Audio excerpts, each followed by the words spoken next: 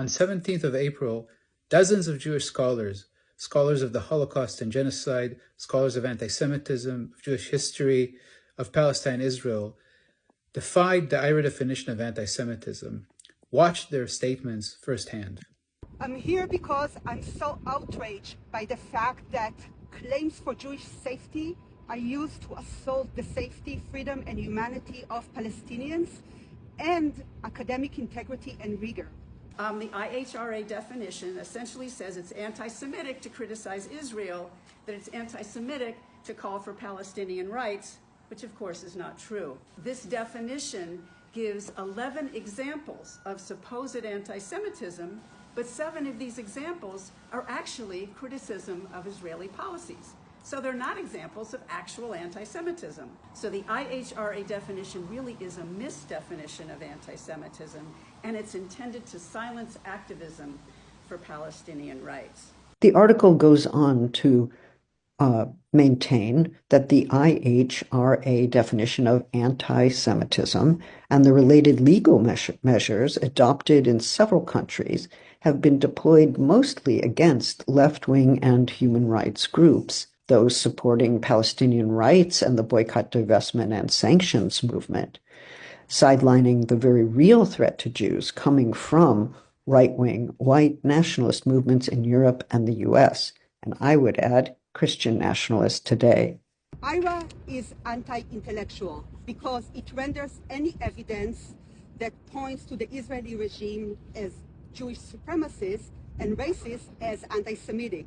This anti-intellectualism makes it impossible to teach and research about Palestine-Israel. This flawed definition tells us, for instance, that if we describe the killing of nearly 17,500 Palestinian children in Israel's genocide in Gaza so far, 17,500 children, we are spreading an anti-Semitic blood libel, rather than talking about a thoroughly documented truth. The IHRA definition argues that denying the Jewish people the right of self-determination by claiming that the existence of the State of Israel is a racist endeavor. However, UN Resolution 3379 determines that Zionism is a form of racism and racial discrimination, signed November 10, 1975. According to IHRA, any reference to Israel as racist and racializing is considered anti-Semitic. Yet this definition has been adopted by over 1,000 governments, corporations, and organizations worldwide.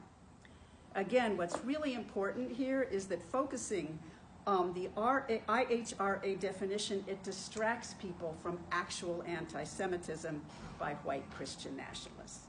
It renders any criticism of Israeli policies as a form of anti-Semitism, making a mockery out of the actual real threat of anti-Semitism, which is only enhanced by conflating Israel with Jews. We must oppose anti-Semitism, absolutely. And we know what its forms are, especially when escalated by Christian nationalist groups who claim to be protecting the Jews, as they do in Project Esther. I declare today that there is no way to honestly participate in my academic field if the IHRA definition becomes university policies or US law. As a professor of the history of the Holocaust and genocide studies, I recognize in Israel the same racist inclination that IHRA denies. I will violate IHRA, and I will teach it as a form of weaponization of anti-Semitism. I grew up with 4 grandparents who had survived the Holocaust. I reject this shameful definition, this tool of state violence, this horrific distortion of Holocaust memory. And I am here today to violate the IHRA definition and to insist on speaking the truth about Israel's genocide in Gaza. Thank you.